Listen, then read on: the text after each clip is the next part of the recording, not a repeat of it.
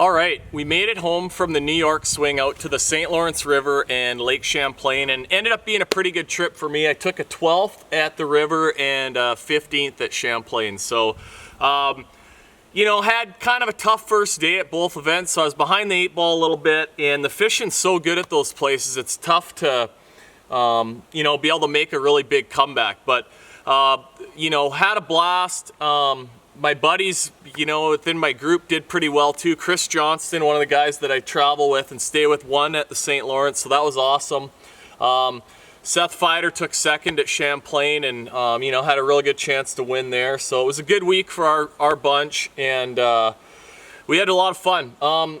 Fishing wise, both places I actually, you know, mixed it up. I fished deep and I fished shallow, and it was a lot dependent on the weather.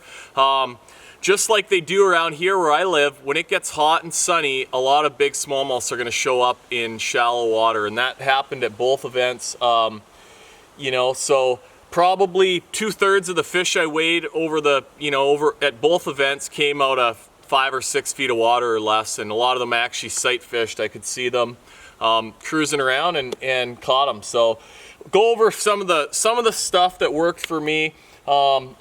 Pretty much I used three things: a drop shot rig, a Ned rig, and a homemade little marabou jig. So those were my 3 baits. I mixed in a topwater a little bit at Champlain and a Carolina rig a little bit at the river. But for the most part, these were my main baits. On the drop shot, that was sort of my weapon for fishing out deep.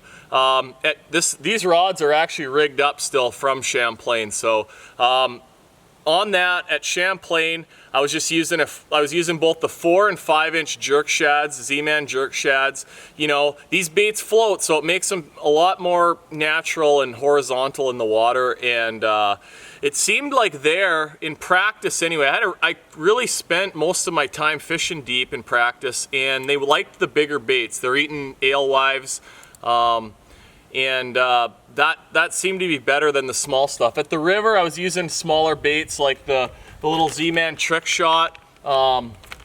It's a bait that's designed for drop shotting and you know, good little goby imitator, but that was sort of my deal there.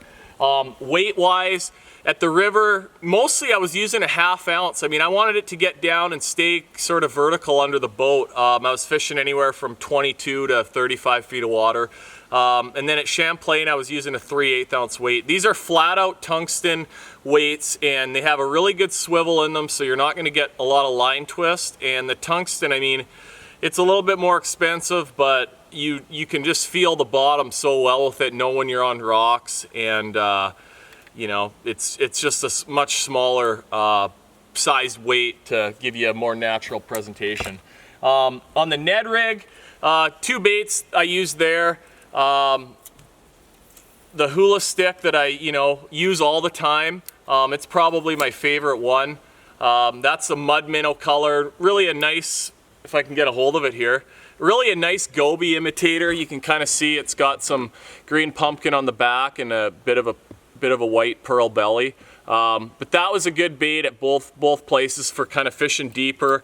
And then on the same, you know, I'm throwing these on a G Loomis NRX 872. So, you know, a medium action rod, but it's got some backbone in here, so I had a friend make me some jigs with some little owner and Gamakatsu hooks in them. So a little bit stronger hooks for some of these big fish at these places. And then the other sort of hot bait, especially like for the sight fishing, was this little Z-Man tickler, and it's a little bit of a smaller Ned bait, and they have it in this hot snakes color, and you can see it's got a little bit of chartreuse on it, a little bit of green pumpkin, and that made it easy for me to see the bait, but it still, you know, had some natural elements to it. And for whatever reason on the Great Lakes, smallmouths love chartreuse. They get mad at it, and it often works pretty well. So that was one I actually had rigged up that I caught a few fish on that was just on the floor of the boat. But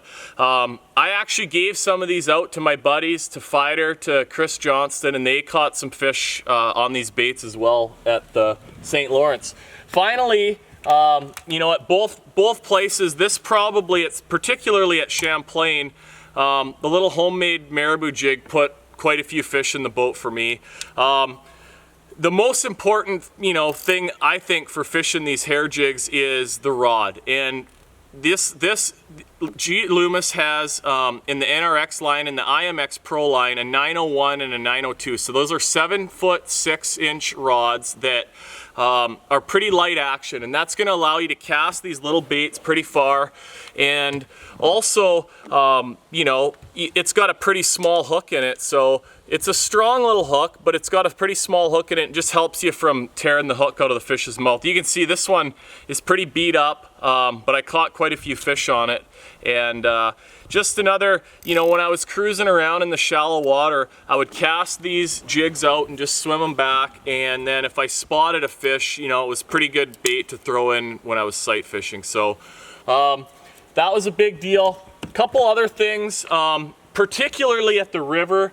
I have an Aqua-Vu mounted on my console here, and I just have a power point that I plug it into right here, and I put my camera spool in the camera just on the floor right here, and I can drop it over. I used it a lot. It's so awesome in that current. The water's really clear, and you can cover a lot of ground with it, and the current just keeps the camera right below the boat. So, great way to pre-fish, especially in the deeper stuff. And then at Champlain, I used it a lot too. A lot of the fish there were hanging around boulders, and there'd be 2 or 3 or 4 of them.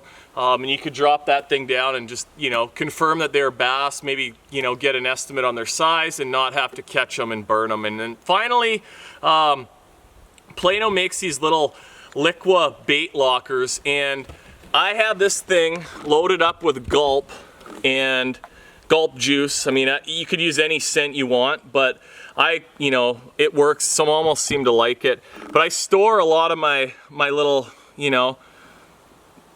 Z-Man baits in here and just sort of let them soak in that stuff. So you can see I've got some hula sticks, some ticklers, and just, a bunch of the baits that I was using, trick shots, and I just store them in this container, and they're all ready to go. I'm going to take this to St. Clair and use this there as well. But just a cool little bottle to keep your baits in, and it doesn't leak. You can throw it in your compartment with your other tackle, and I think smallmouths love scent, so can't really go wrong doing that. But great 2 weeks. I'm home for a little bit here, and later next week we're going to head to Lake St. Clair. We got one more smallmouth event on the schedule, so I'm excited for that. Hopefully can have another good showing before we head back down south later in the fall. But if you have any questions, just fire away, and I'll be happy to help you out.